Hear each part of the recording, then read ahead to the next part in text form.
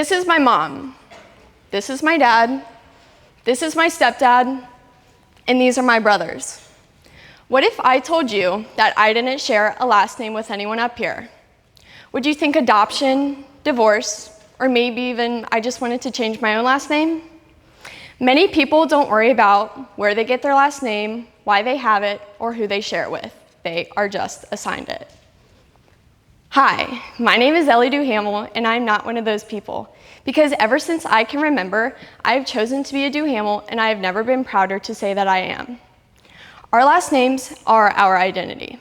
They reflect our familial roots, the pride we carry within them, and how we see ourselves among our family. Excuse me.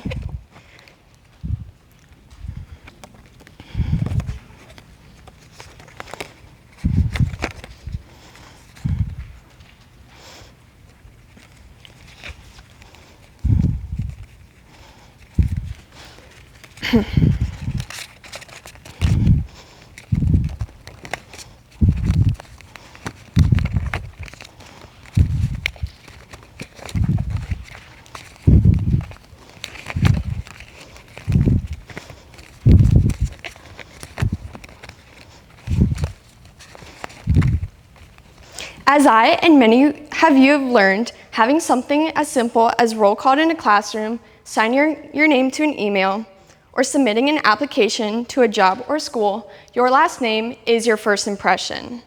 On your first day of school, when your teacher pronounced your name correctly or incorrectly, it set you aside from everyone else.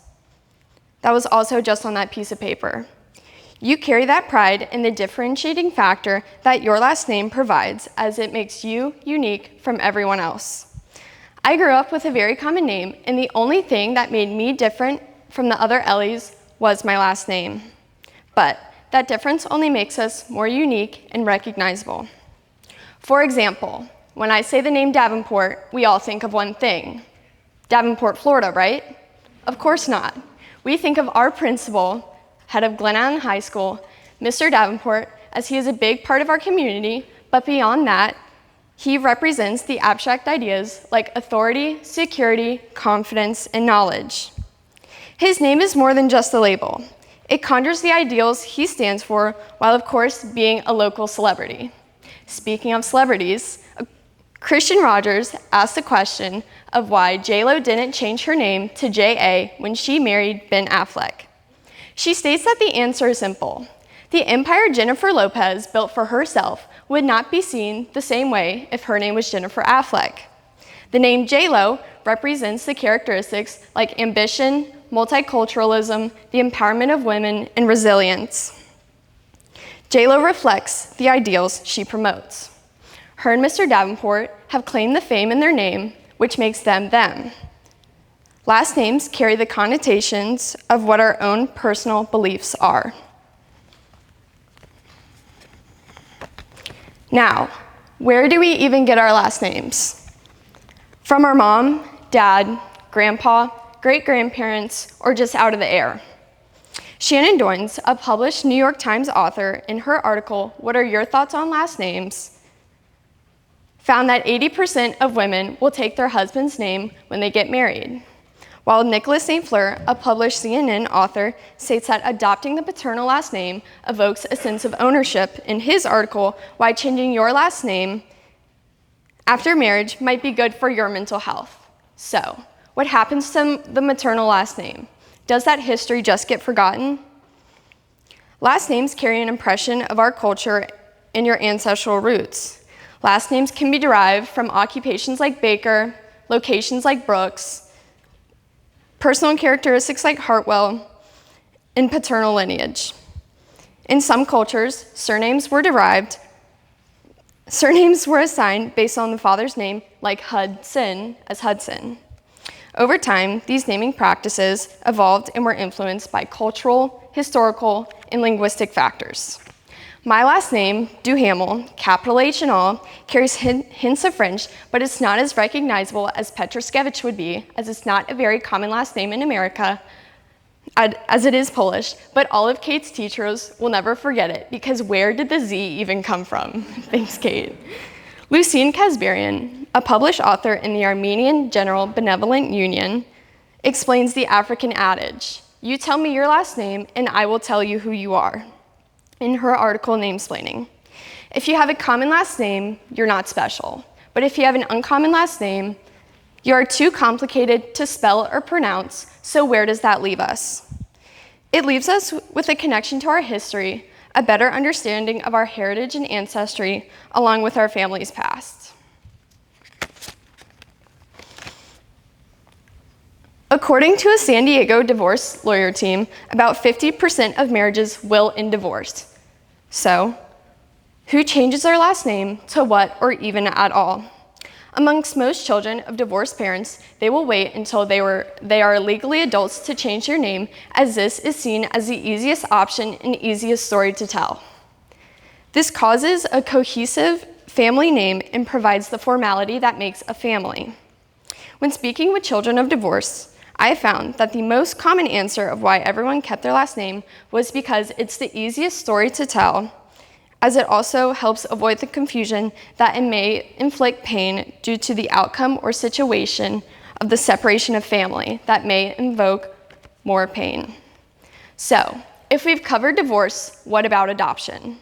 About 5 million children in America are adopted, according to the University of Oregon's The Adoption History Project. They might not only adopt a completely new last name, but also adopt a completely new life. When a child is adopted, the minimal change is their last name, as it promotes the cohesion they need that proves that even on paper, they are a part of this new family. Like divorce, another driving factor to having a cohesive family name is because that difference in the last name can cause bombarding questions people are not willing to answer. In both adoption and divorce, it causes complications among legal records, understanding of relatedness amongst outsiders, and your own self-image of familial cohesiveness. It is clear that names can be symbolic of these family connections, foundational bonds, and relationships, as these are what shape our own identity. So, why even care about last names if we just have to worry about it when we get married? Well, most children in 3rd grade know their name. Come on, I work with kids, and even by 1st grade, they know their first name, last name, and how to spell it, as this information has been passed down by their parents and siblings. In my case, this wasn't it. I remember when I was in 3rd grade, I had just moved schools, so on the first day of school, this prompted the lady in the front office to ask me what my name was.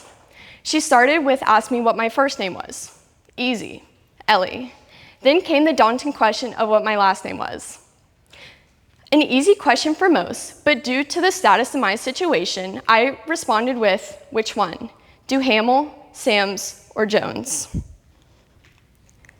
Up until this point in my life, I realized that I could not recall my own last name. And ever since then, I could not recall my own last name. I then went home, asked my mom what my last name was, and have not forgotten DuHamel since.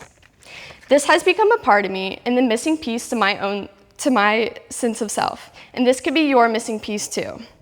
Many of us in here are teenagers and developing the majority of our identity. We often find ourselves in a state of questioning who we are, what to do, and how to do it right. But the answer to that question could be right in front of you or tied to your first name. This answer may be as simple as pausing to reflect on how your own last name fits into your life. My last name fits into my life as I know I'm the only DuHamel in my family. And despite having other Ellies, I know I'm the only Ellie D, and I will continue to take pride in being the only one. I know I come from French heritage. According to the House of Names, my family held a seat on the Count DuHamel. Surely that means I have a castle in the French countryside waiting for me. Or was that Quebec? Je ne sais pas. And lastly, I know who my family is. Despite not having the same last name, this has shown me that family is more than last names or who we live with, but who will be sitting front row cheering you on while you give a 10-minute speech on something you've never shared before. I know I am Ellie DuHamel, and I can confidently tell you that that H is capital, because yes, We all make mistakes, but being different isn't one of them, and I will never settle for less because of it. The more work you put in to reflect on how your name shapes you personally, the more confident you may be in your own identity. So, the next time you introduce yourself, I urge you to say your first and last name with a little bit extra confidence and pride. I'll start. Hi, I am Ellie DuHamel. Thank you.